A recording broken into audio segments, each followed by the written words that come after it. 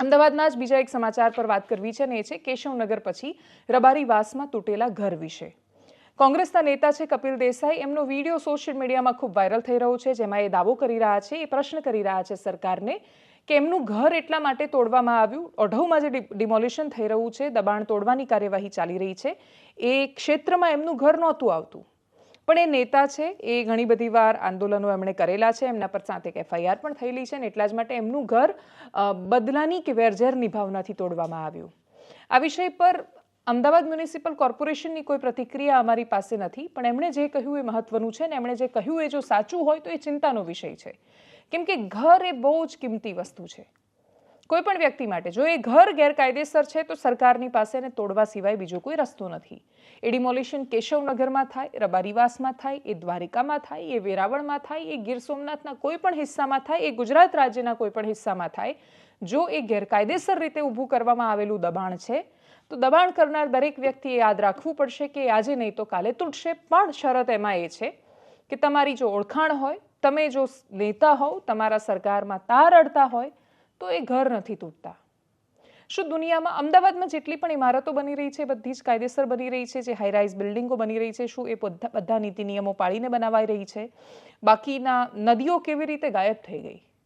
અમદાવાદના રાણીપ વિસ્તારમાં જ્યાં કામ ચાલે આખી નદી ગાયબ થઈ ગઈ અને એના પર બહુ જ મોટી ઇમારતો બની ગઈ।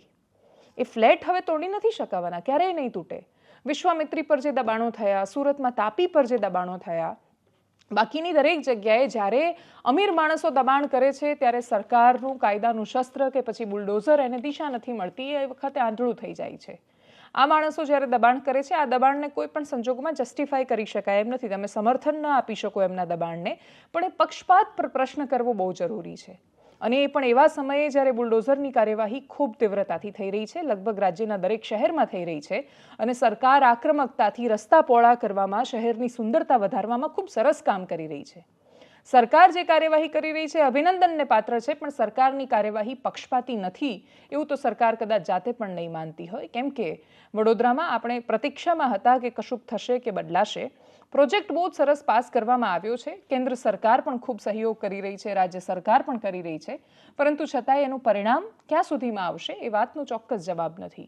રબારીવાસમાંથી જે દ્રશ્યો સામે આવ્યા, જે આક્રમકતા સાથે ત્યાંની સ્ત્રીઓ વાત કરી રહી છે, કપિલ દેસાઈનો વિડીયો છે, કરીએ એના પર નજર। મારું ઘર કોઈ રિઝર્વ પ્લોટમાં નથી આવતું, મારું ઘર માત્ર ને માત્ર રાજકીય કિન્નાખોરીથી તોડવામાં આવ્યું છે, અને મારું ઘર એટલા માટે તોડવામાં આવ્યું છે કે રિઝર્વ પ્લોટમાં જ્યારે દબાણો ખોલવાની વાત ચાલતી હતી ત્યારે એ લોકો માટે હું લડી રહ્યો હતો, અને એ લોકો માટે ન્યાયની વાત લઈને નીકળ્યો હતો કે તમે જે લોકોને મકાન તોડો છો એ 60 વર્ષ જૂના મકાનો છે, 60 વર્ષના રહેઠાણ વાળા વ્યક્તિઓને એક દિવસની નોટિસમાં ખાલી ન કરાવી શકાય।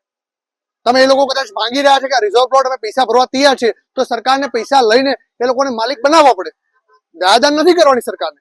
આ માંગણીઓ માટે લડી રહ્યો હતો। મારું મકાન કેમ તોડવામાં આવ્યું? મારું મકાન એટલા માટે તોડવામાં આવ્યું કે હું ખારીગેટ કેનાલ માટે લડ્યો છું, હું ગુજરાત પોલીસને 7,000 પગારો વધારો કરવા માટે લડ્યો છું, હું સીએમ આવાસ યોજનામાં 1300 પરિવારોને બેઘર બનેલા લોકોને ઘર અપાવવા માટે લડ્યો છું, અને હું હર હંમેશા ન્યાય માટે લડ્યો છું, લોકો માટે લડ્યો છું। ત્યારે મારા અવાજને બંધ કરવા માટે, મને ચૂપ કરવા માટે મારું ઘર તોડી નાખવામાં આવ્યું છે, પણ સરકારને ખ્યાલ નથી કે મારી પર 7 FIR કરી છે, હું દબાવ્યો નથી, હું ઝૂક્યો નથી, તો મારું ઘર તોડી નાખશો તો હું ઝૂકી નથી જવાનો। લોકો માટે, મારા વિસ્તાર માટે, ગરીબ લોકો માટે આવા મારા એક નહીં પણ મારા 100 ઘર તોડે ને સરકાર, તો પણ હું બમણી તાકાતથી લડવાનો છું અને છાતી ઠોકીને લડવાનો છું। સરકારને એમ હશે કે દબાવી દઈશું, કચડી નાખીશું, તો કચડાવાના નથી। અને મારું ઘર તોડ્યું એ કઈ રીતે તોડ્યું? મારું ઘર એક દિવસની નોટિસ આપી હતી મને કે તમારું ઘર રોડમાં આવે છે, ઇલીગલ છે, અમે તોડવા આવીએ છીએ। 3 કલાક પહેલા મને બતાવ્યું કે તમારા ઘરમાં આ પાર્ટ ઇલીગલ છે એરો કરીને, અને 3 કલાકમાં મારા ઘરે હિટાચી મશીનો, જેસીબી મશીનો આવે અને મારા ઘર ઉપર આક્રમણ થાય।